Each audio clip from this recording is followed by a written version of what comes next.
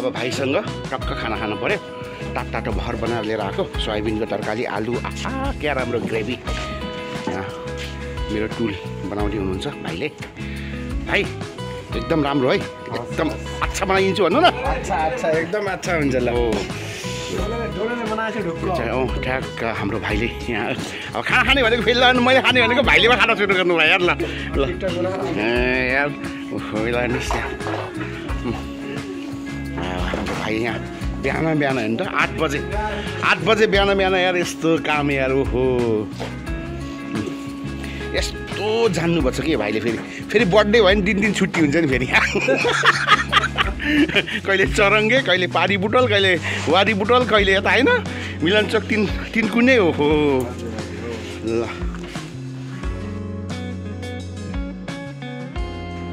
म त प्योर गुलमिली के रिडी माथि। अरे बा गुलमिली हो आफू के बा। तर यो चाहिँ अलिकति उडेछ कि यो यस्तो फिक्की भएको थियो फेरि। खराब दाइरे भएको फेरि यसलाई राम्रो बनाउनु हुन्छ होला नि। एकदम अहिले लास्टमा फिनिसिङ हुन्छ कि। ल थ्याङ्क यू भेरी मच। तपाईँको एकदम यो स्मार्ट र यो के अरे स्किल देखाउनु पऱ्यो क्या तपाईँको सिप कला देखाइदिनुहोस् ल। एकदम राम्रो।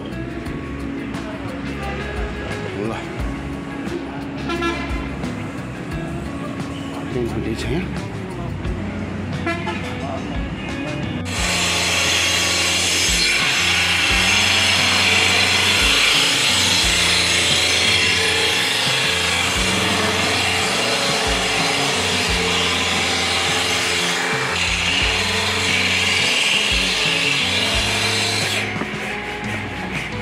टुल भन्यो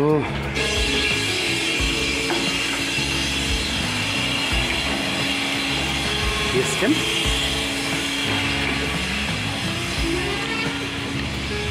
भन्दैछ टुल भन्यो। वाउ ब्युटिफुल के सुन्दर।